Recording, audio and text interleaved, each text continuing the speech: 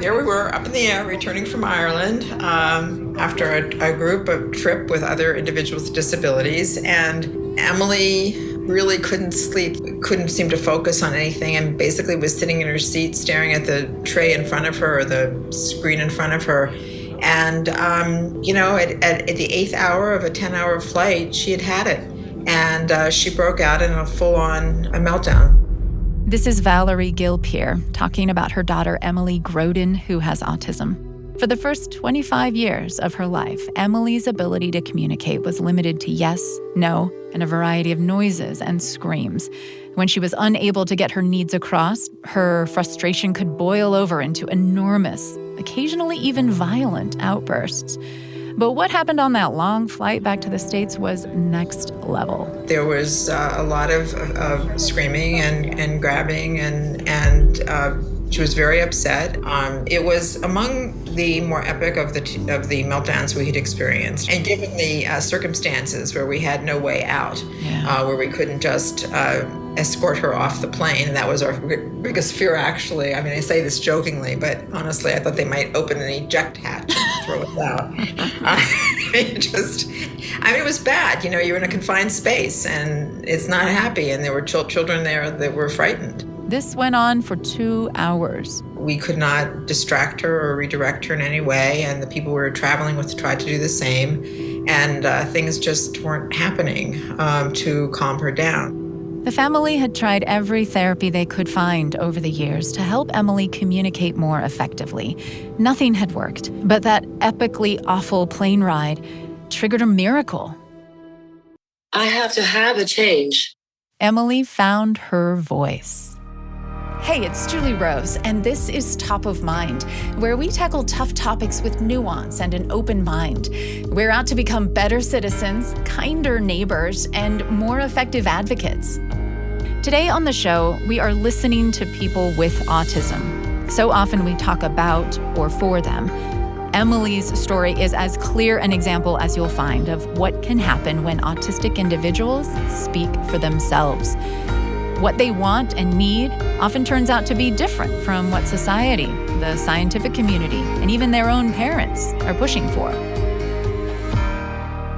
For years, Emily had worked with a therapist to try and communicate by typing her thoughts on an iPad and couldn't seem to break through. But the morning after that disastrous plane flight, she came down from her room and started typing. I am typing on my iPad today. My communication partner is here to support.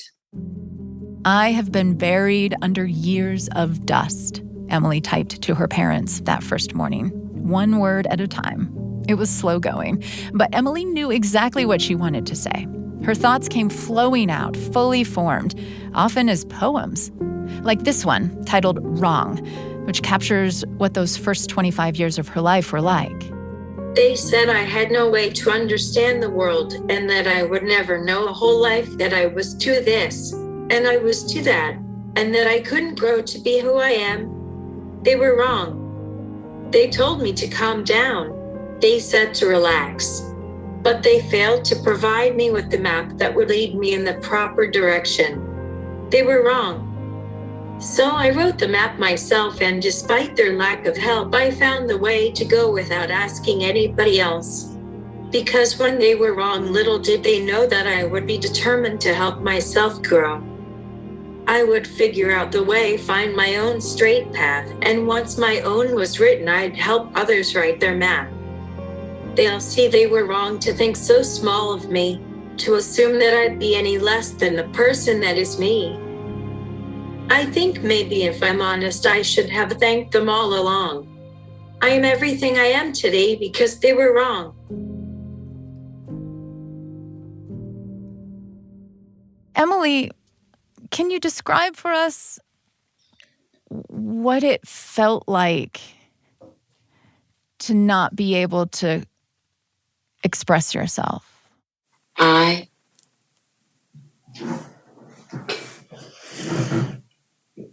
always always was taking in everything around me, so language was always there in my head. Were you writing poems in your head? I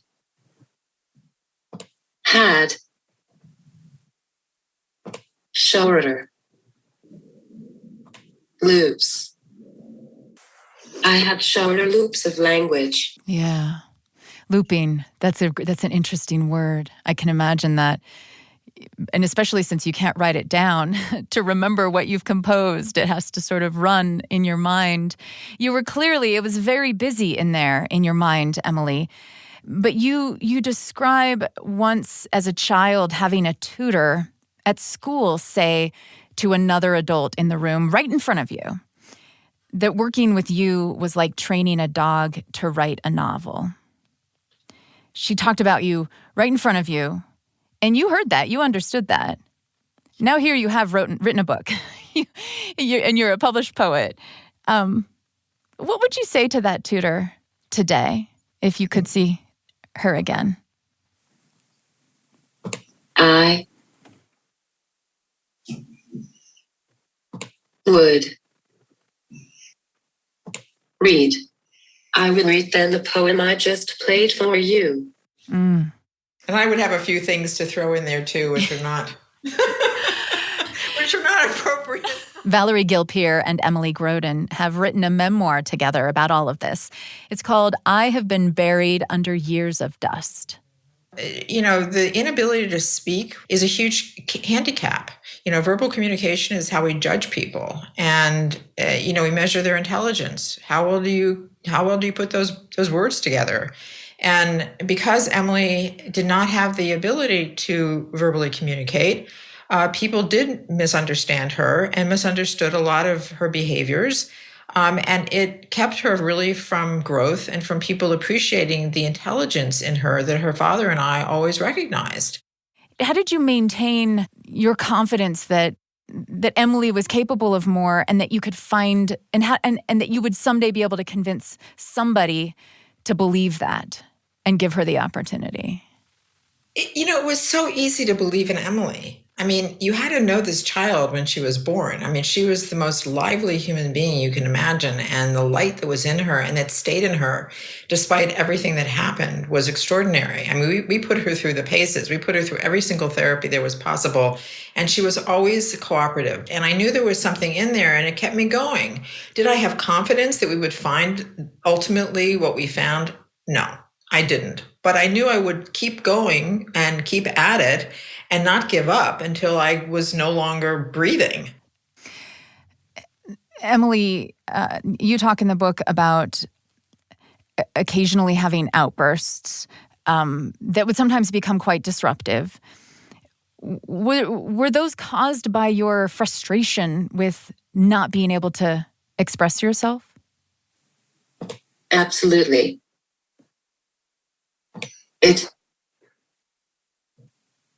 Absolutely. It literally was the way I had to express. There was not another way in those meltdowns. They just don't happen anymore like they used to.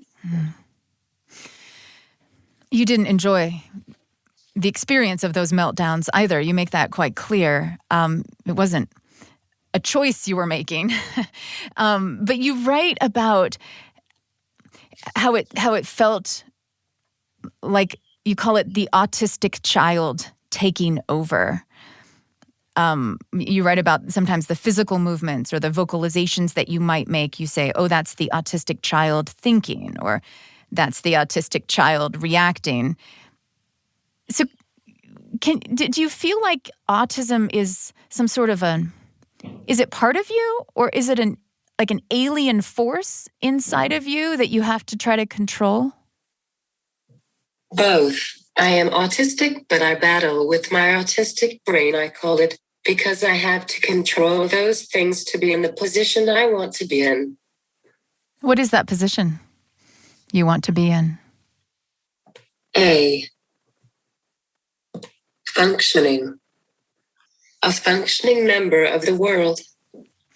Valerie, what fears did you have for Emily, thinking about a future where she would be unable to communicate before she had her breakthrough? I mean, she was 25. She'd been a teenager, an adult. What did you worry about? Well, I think it's pretty well documented that my biggest concern was that there would be a public misunderstanding of her behaviors that would result in a horrific outcome. I mean, unfortunately, what we've seen is a misunderstanding in response by the community and often police to the the behaviors, the public behaviors demonstrated by people with autism who are frustrated and unable to communicate clearly what's going on with them. And that was my biggest fear. Emily, what do you think clicked for you? For months, you had been only typing short answers. You weren't really fluent with this communication method. But then all of a sudden, a switch flipped that day after the flight. What happened, do you think? I had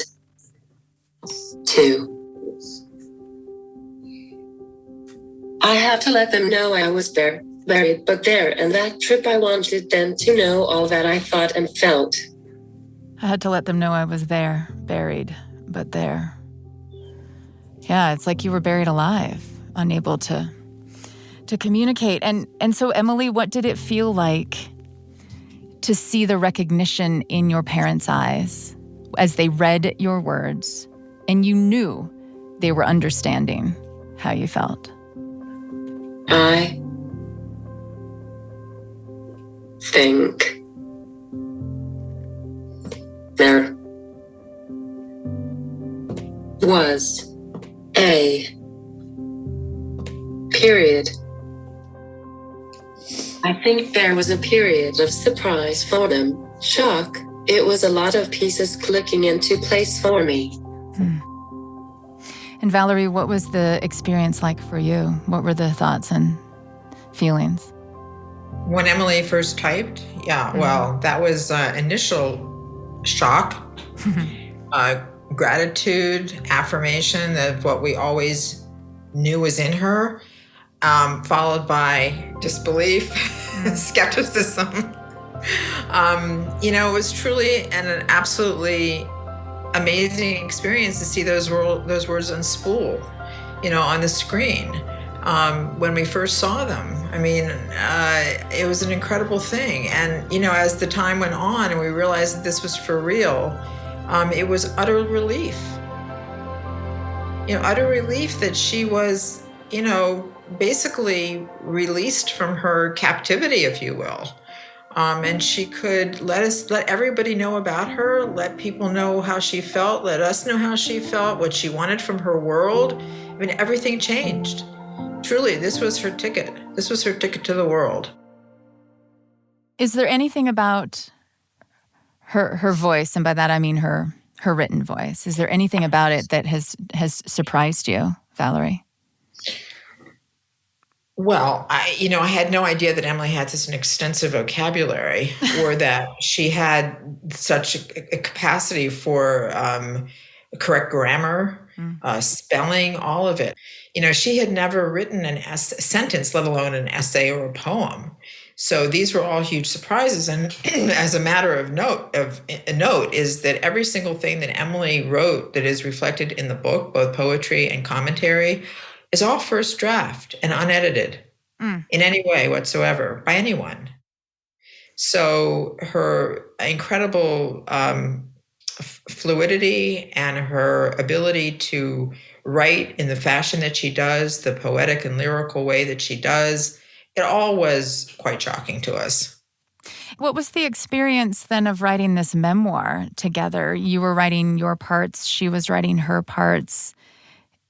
Were there times where she would write something and you would learn something from it? Like, oh, I didn't realize that, putting the puzzle pieces together of the first 25 years of her life when she couldn't speak. It's like really having a child, seeing our child for the first time. And my husband has said that. He said, it's like we have a different child. We have a different person that we're living with now because we have so much more information about her. We didn't have it before. We were just trying to make the right decisions for her. But now she's making the decisions. She decides what she wants, not us. her life is truly a new life, both for her and for us. Emily, why did you want to write this memoir? I hoped it would speak to. I hoped it would speak to families on similar paths and change minds about autism or the non-speaking experience. What is the main misconception you're hoping to dispel or overcome about autism, Emily?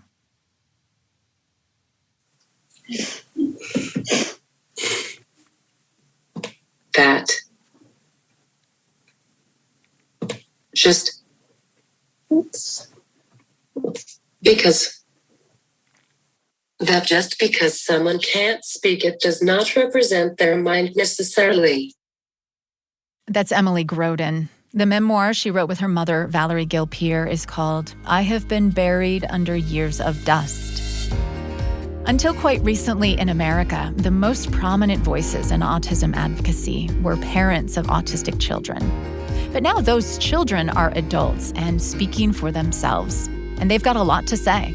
I think we focus too much on trying to cure autistic people and not enough on trying to help them live fulfilling lives. This is Top of Mind. I'm Julie Rose.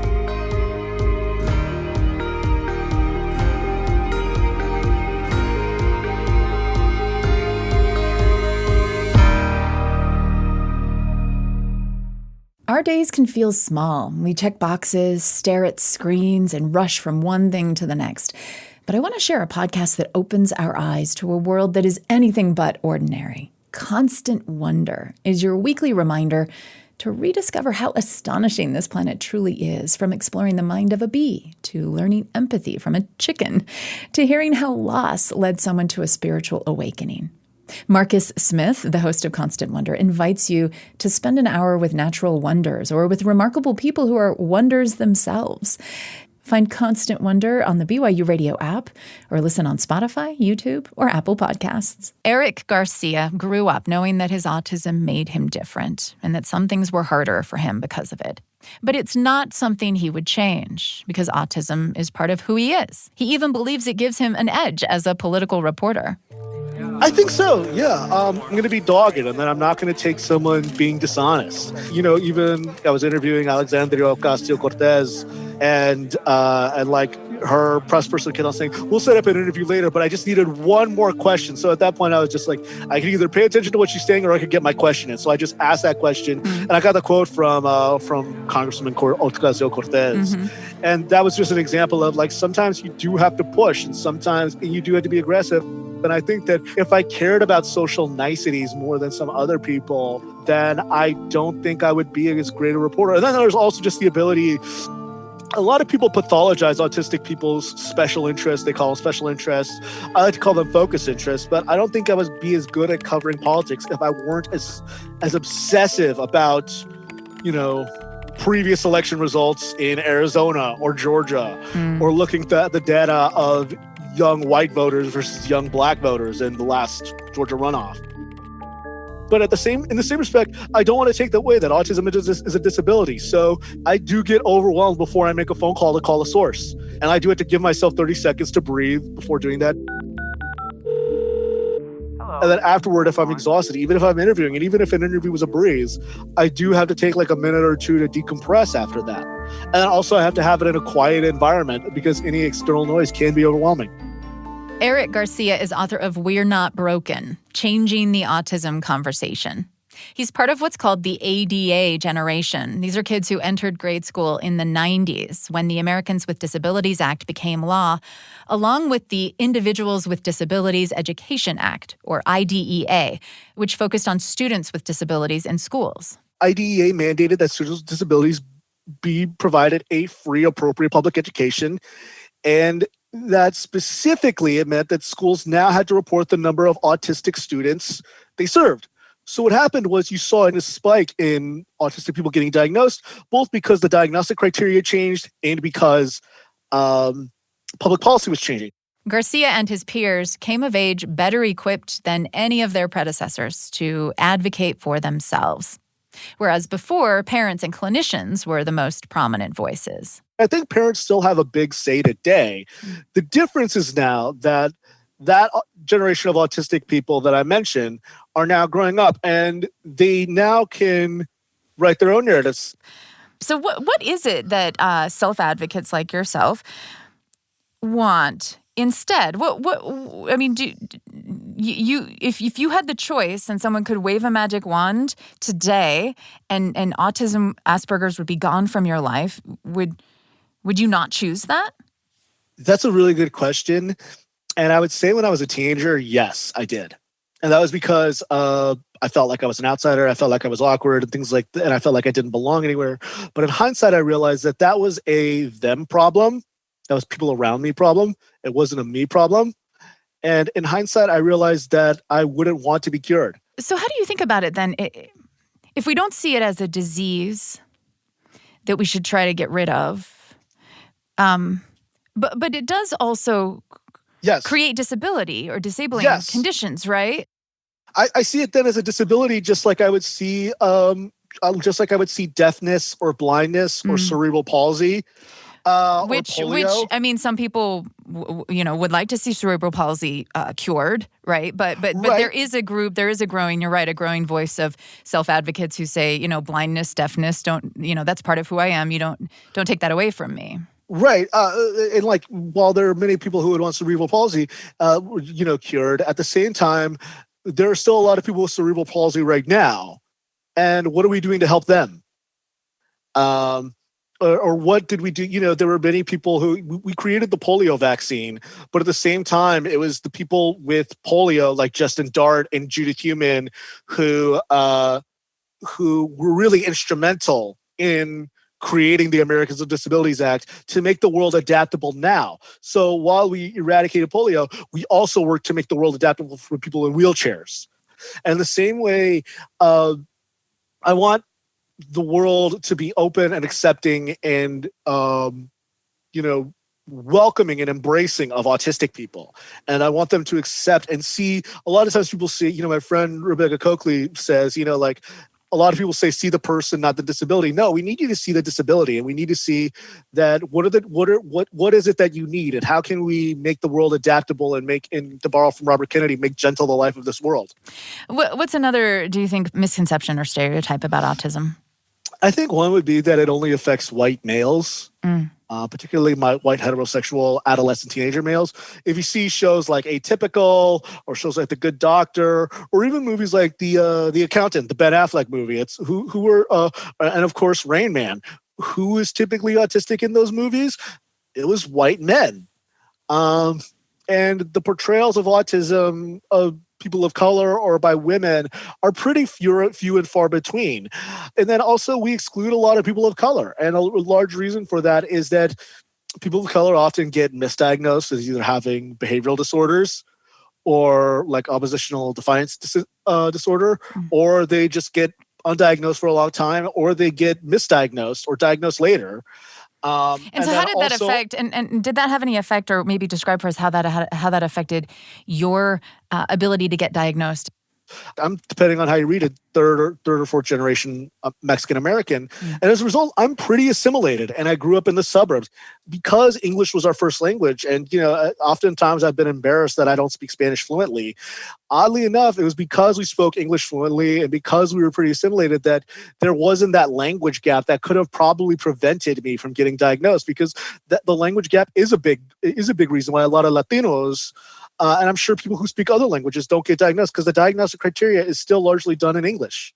Eric, you have this line that really stood out to me in the foreword, the preface of the book, where people with autism are forced to navigate a world where all the road signs are in a different language.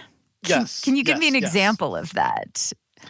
When it comes to work and employment, a lot of things like job interviews are not necessarily conducive to autistic people because they require social cues or social skill or conventional social skills or reading body language. Another one is, let's talk about emergency rooms and emergency departments. Can you imagine a place that's worse for autistic people with flashing lights and bright fluorescent lights and people poking you with a bunch of different needles and asking you a bunch of questions? It's hell, right? Because of the sensory overload. Yeah. And the people who are operating on certain social expectations that right, is just exactly. completely foreign to you. Right. Like that you're actually operating in a culture that you don't understand, in a language that you can't speak or understand. Right. I often say, and a friend of mine said this, is that like autistic people, even if we do, can quote unquote pass to pass for not autistic in society. We'll still, a friend of mine said it this way, we'll still speak neurotypical in an autistic accent, so to speak. Right. My grandmother, God bless her, I miss her every day, because she was the first person born in the U.S. She spoke with a Mexican accent, with a Spanish accent, and she included Spanish in her English.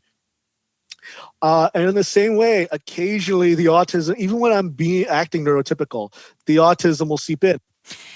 Let's talk for a moment about some of the accommodations. I don't even know. Do you like that word? Accommodations? Because that's how we think about like how to make the world more supportive and more friendly to people with autism. Right. I do like accommodations. I do think that they could work. But more than anything, I think the problem that I have with accommodations is that they still put the onus on the student. And I write about this in the book. Is that they put the onus on the student to go to their disability service, to the disability services office at their university or high school or whatever.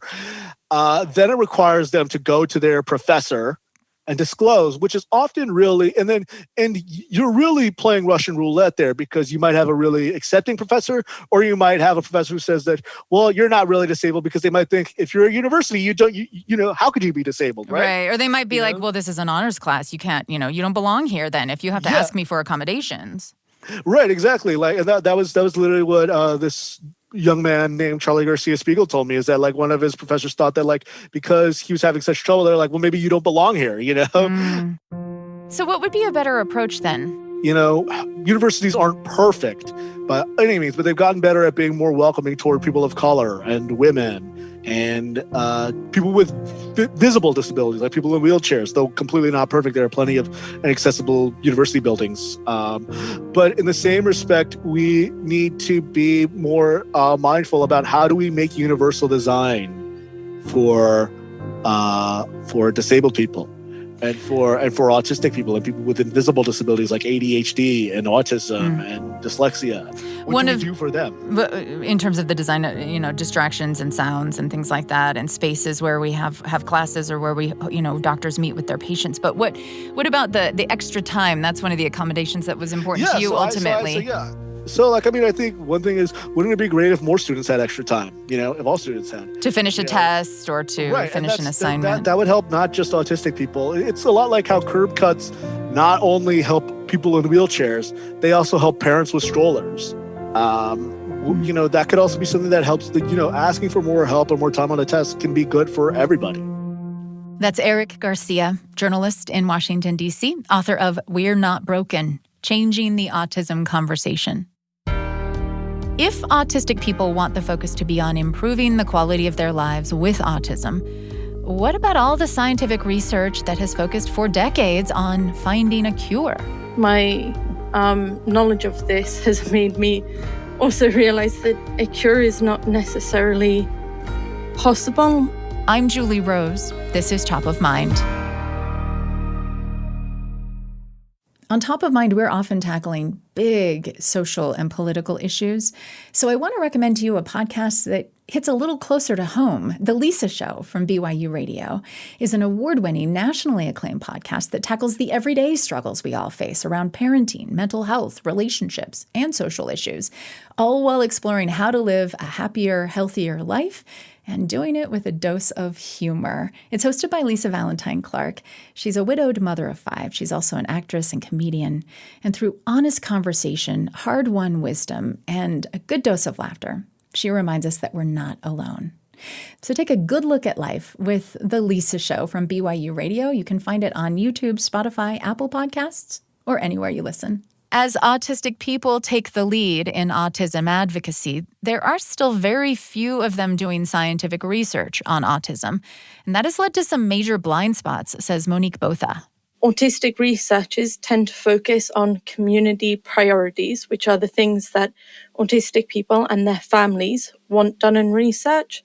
So they're more likely to focus on things like quality of life, mental health, and stigma, as opposed to focusing on stuff like genetics or biology, which doesn't actually come up as a priority for a lot of people.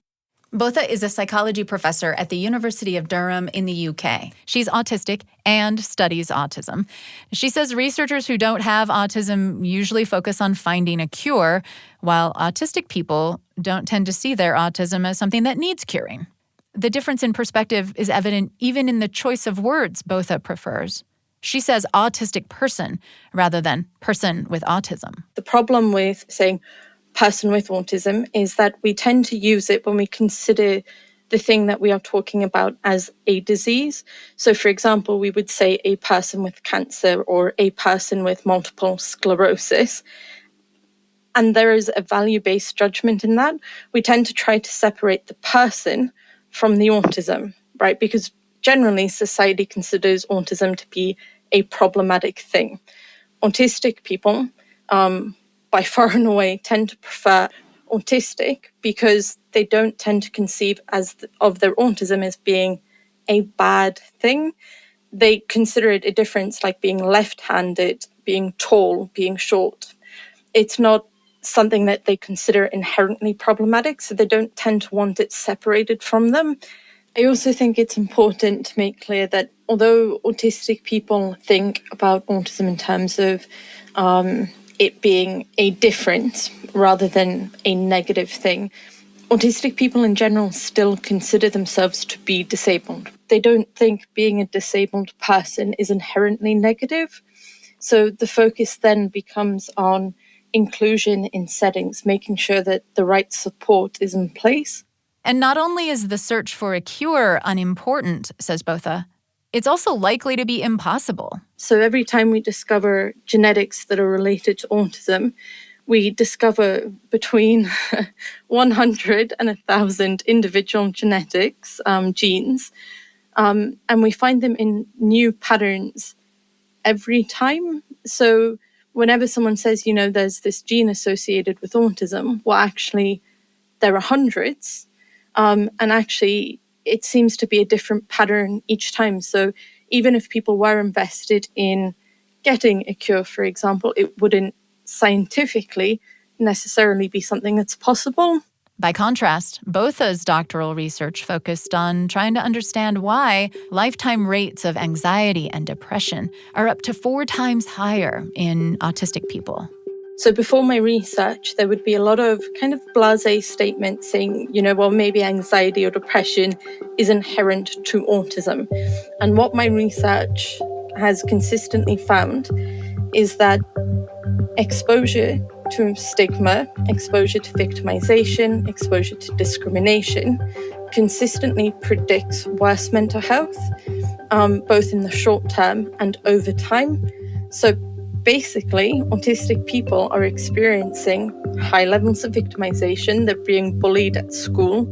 They're being victimized in society and in the workplace. And over time, this additional burden is going to have an impact and does have an impact on their mental health.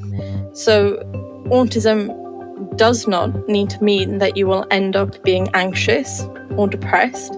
We should actually be fixing the relational problems between autistic people and society.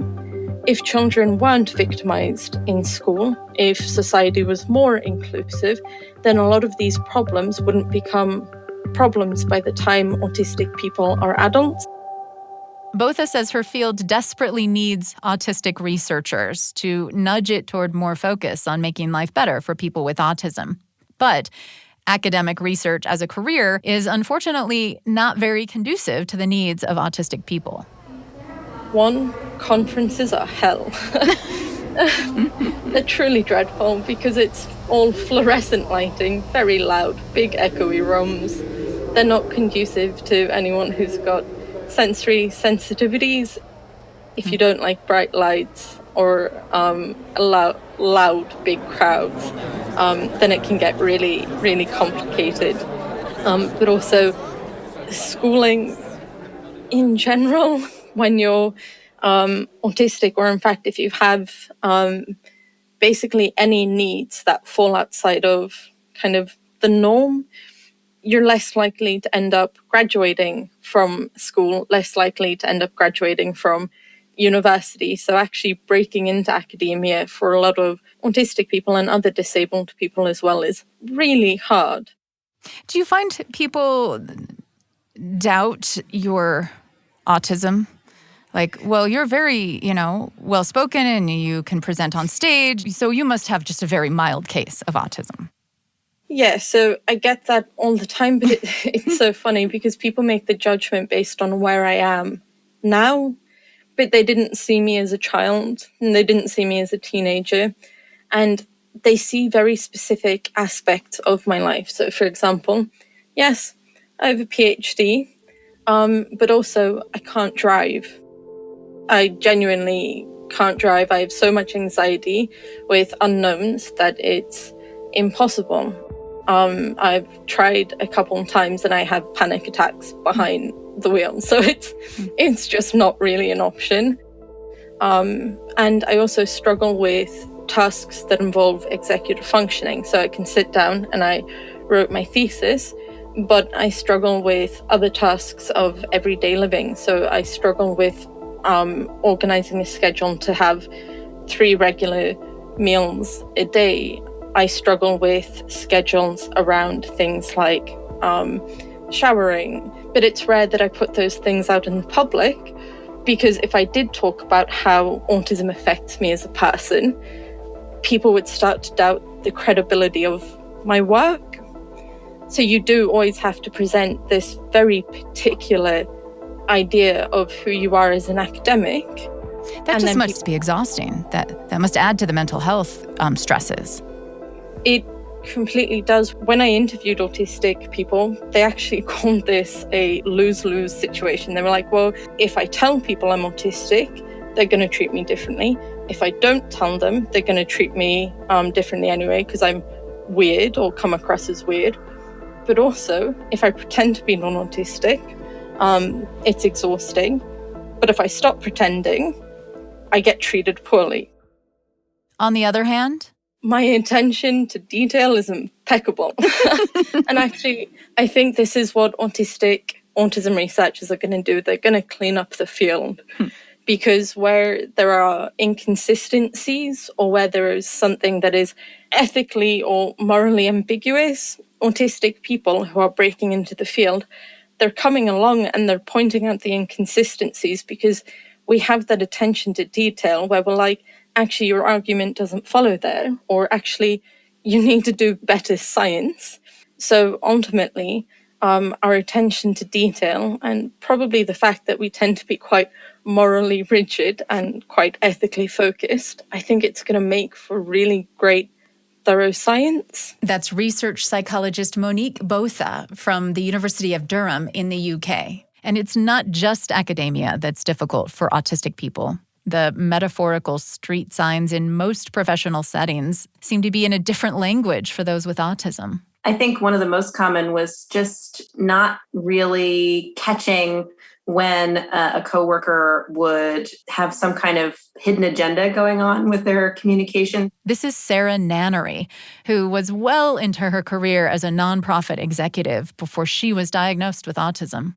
It was hard for me to pick up social cues. I wasn't really good with the whole small talk and connecting with people implicitly. I was just there to get the work done, and I wanted to do the best I could. And, as I started to move up in the workplace, it really became clear that I needed to be able to build more relationships with people outside of just the work itself. Sarah had always known she dealt with things a little differently.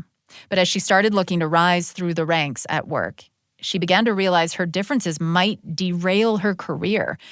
Like, for example, her aversion to small talk at the office. On the one part, it was good because I got a reputation as like the person who would get things done. But it also, it made people stand off a little bit when instead of connecting, because they just didn't really know how to connect with me. So that was where I would come back to my desk after like an interaction in the hallway, and I would send off a quick text message to Larry, like, this just happened. What do I do? What happened? What do I say? And he would kind of help walk me through how to start to recognize that. Larry is her husband, who does not have autism. Sarah would frequently text him to help interpret interactions at work. And he would explain things like why a coworker might be taking credit for Sarah's work.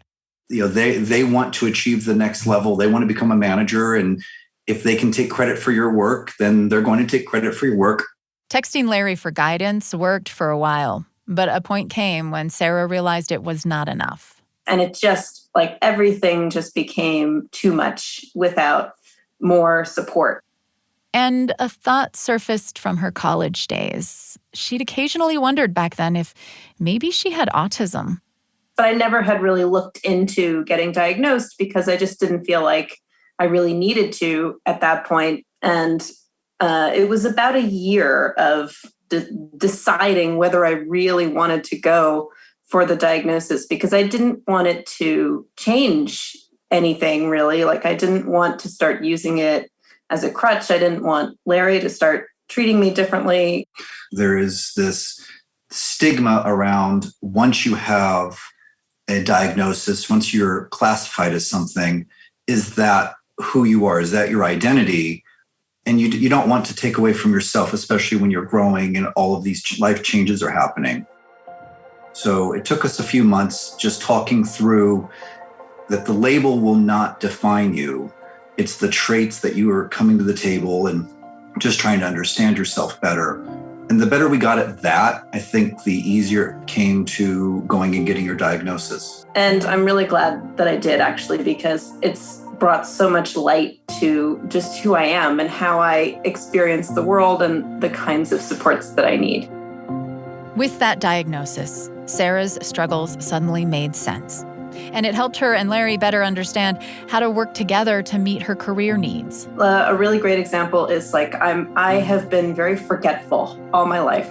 And it's not actually that I'm forgetful, which is kind of a negative trait to have. It's actually that I do have issues with executive functioning. And I feel like I'm literally holding my whole life in my hands like grains of sand, and they're just falling everywhere. And there's no way that I could keep track of all of them, even if I wanted to. So it's not a willful, laziness or forgetfulness. It's that I need a bucket.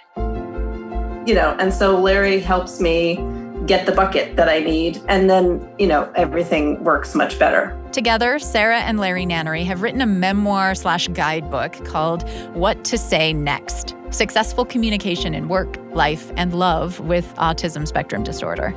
It's filled with what they call workflows that the two of them have developed to help Sarah navigate situations that might come up at the office. What happens if I meet somebody who's higher up than me in the pantry? Have a couple things in mind that I would talk to that person about. What happens if I meet a coworker outside of the office, right? I have these workflows. And so then what happens if I meet an executive higher up than me outside of the office? That's a whole different workflow that I would have to go back to. There are times when there's just a new situation. There's something that Sarah has not encountered before, or she doesn't think that she's encountered it before. And there could just be a small nuanced difference because it was Becky asking the question, and last week it was John, and John phrased the question one way and Becky phrased it a different way. And that was enough of a difference that Sarah would have to restart and say, all right, how do I handle this engagement? So I spent a lot of our conversation talking about, well, these things are similar. What you've developed as a work process for this, you can apply for that. And though Becky phrased it slightly differently, it's still the same idea. We had a great example of this actually last night when a former CFO found us online and reached out to Sarah, and it was almost 9 p.m. And I watched Sarah go through the process of Do I answer the phone? Am I prepared for this conversation? My husband's here, all of these dynamics and her cobbling it together. But she was able to answer the phone, able to have a great conversation, and then say, I'm going to have dinner now. So it's been great talking. We got to go. And all of that were multiple workflows being brought together in real time, and such a success that I'd say before the book, you wouldn't have been able to do. You would have just let it go to voicemail. Yeah, I would not have answered the phone a couple of years ago. And I almost didn't last night, but I did. And I got through the whole conversation all by myself. It's really amazing, but also kind of exhausting to think about, Sarah, that every single encounter you have to sort of run this diagnostic and then be like, all right, I use this method to deal with this. Because, and so if you didn't have these workflows, as you guys call them, would you be just like shutting down or kind of like not engaging with people or saying the wrong things or what? Like what would be the consequence if you didn't have those workflows? Yeah, all those things. Most likely I would just not engage. I wasn't willing to engage, knowing that I had the risk of saying the wrong thing or misinterpreting what someone was saying.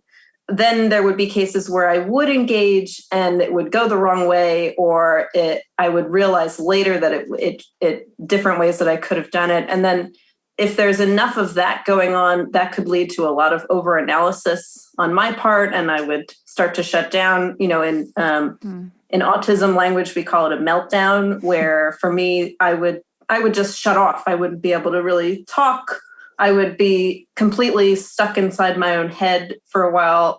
But with your intelligence and with your diligence in getting your work done, you kept going. And that's maybe a double-edged sword, because the higher you go up in the career ladder, right, and you're still only in your beginning of your 30s, you have a lot of responsibility. Mm-hmm. So there is that balance of, you don't want to go so far in your career that you feel like you're living on a tightrope 10 hours a day. Mm-hmm. Maybe you're on the tightrope for 2 or 3, but your capabilities and the successes you've had are validating enough that you've found a good comfort zone. Right. Because it's not that I didn't want to engage or grow. It's just that I didn't pick up how to on my own. I had to learn it manually, and I have to do it manually.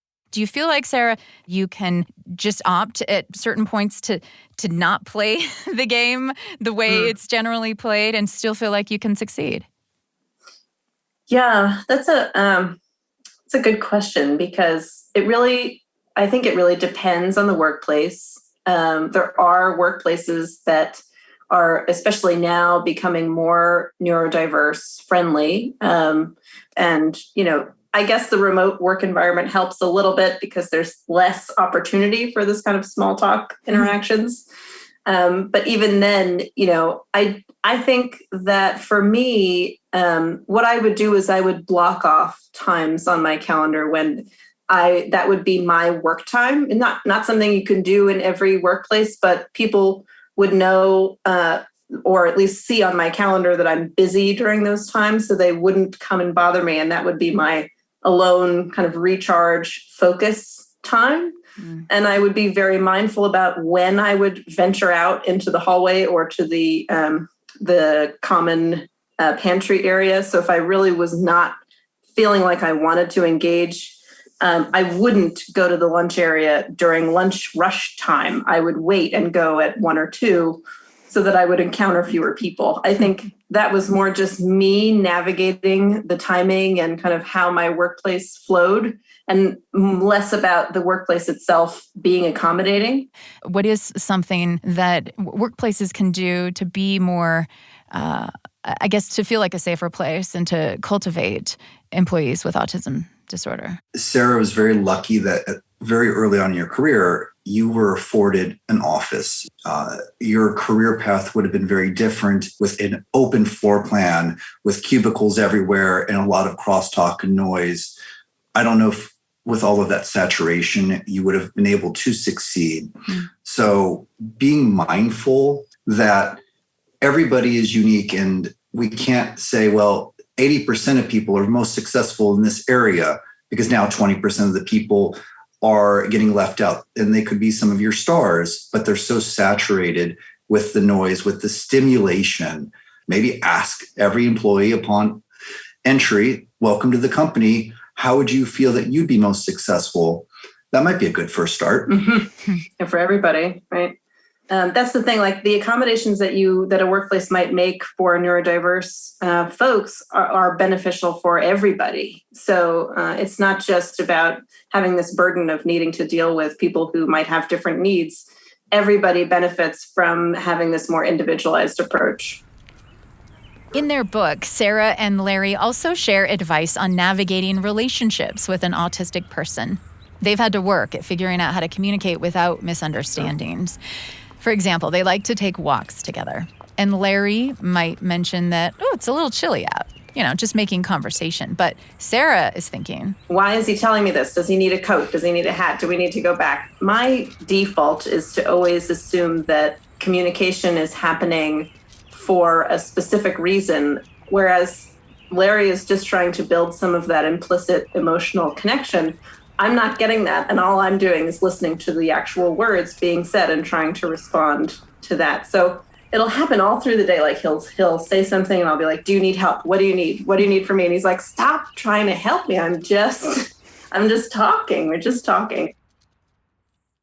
I'm looking for the information, not knowing that there's another reason why people would communicate this way, which is that it sends chemical signals in your brain that are like feel-good chemicals. Oh, I'm having a nice talk with a person that I like, and we're exchanging, information that's really just superficial. It's not about the information that's being exchanged. It's just about the fact that we're here existing together and talking.